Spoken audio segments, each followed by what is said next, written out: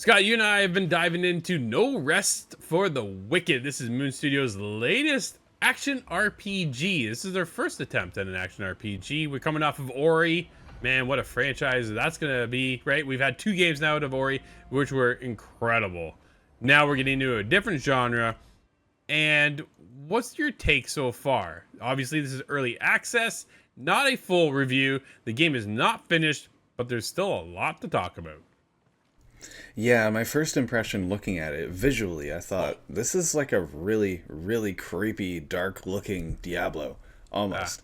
And it just has that orthographic kind of camera control. But when you get into it, it's a lot heavier combat, a lot more meaningful combat than Diablo would be. Not to throw any shade there, but Sure. this reminds me slightly of a game that we played a couple months back now, Achilles, where it's a top-down action, somewhat platforming, but mostly just action game, and it's brutal, let me tell you. It actually does get kind of difficult in this one.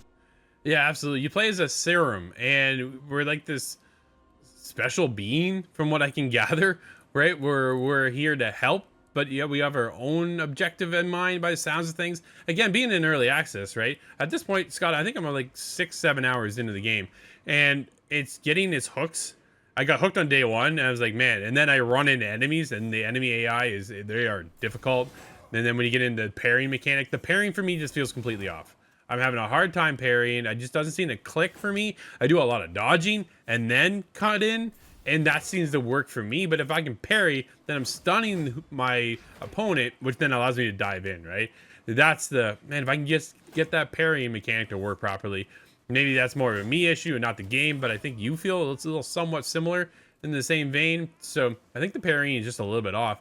When it comes to everything else, I wish I could move the camera.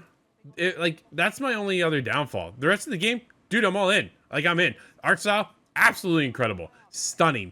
Beautiful. When the sun rises, because there's this day-night cycle, and there's a clock, the day clock is right in the corner. So you see what time of day it is that when you're out and adventuring. There is no sleep mechanic yet. At least I haven't made a bed to be able to do that. So maybe that's coming. Maybe that's one of those things. There is a realm chest where you can actually donate some of the supplies you get. And then there's everybody in the game that I've encountered. Dude, they all have voiceovers. Every single one of them speak. I was like, this is awesome. It feels a lot more polished than an early access game to me, to the point where, where's the rest of the game? I just want the full thing, right? Like, it's so well done. It's so well crafted. But there's a couple little minor tweaks. Dude, we've been playing this now for almost, I feel like, a week, give or take. But there's an update every day. It's constantly moving forward, and one of the biggest updates that I cannot wait for, and we've talked about this a lot, is the inclusion of multiplayer. Yeah. There's supposedly very soon coming a multiplayer co-op ability, and that's going to make this game just that much bigger and that much better. The weird parry thing was bothering me a little bit, but I was able to work around that, and it kind of exposes my favorite aspect of the game, and that's the ability of making your own character. Yes. So similar to a way of Dark Souls is my inspiration for any of these kinds of games. My character carries the biggest sword I can, and I hit once. So I don't do parries. I've worked parries out of my entire strategy now, so I work away from that. But it allows me to build that character that I know and I like, and I can get a little bit better accustomed with the weaponry as I'm going.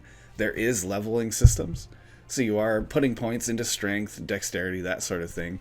And I think that's going to be really interesting, because when we jump in finally, when co-op is available, we're going to have 2 different characters. But that means we're going to be able to play 2 different ways, and I'll be able to support you in more of a team effort. So I see a lot of potential with this game. I think the potential is massive, right? And the biggest thing for me is I'm waiting for the console release. So how far do you want to dive in, and do I put all this time in to start all over when it does come to console eventually? Because it is making its way there.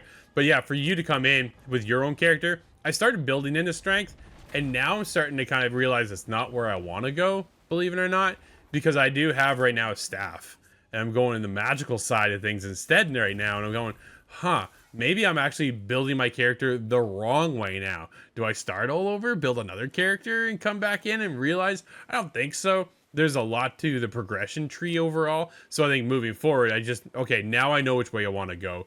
Let me focus and hone in on those skills, so that, yeah, when you do join in, dude, you can take the brunt of it and then I can sit back and like fire my fireballs over and come in with my electric staff and then zap them all, kind of thing, and start building my character. I always feel like I'm gathering stuff.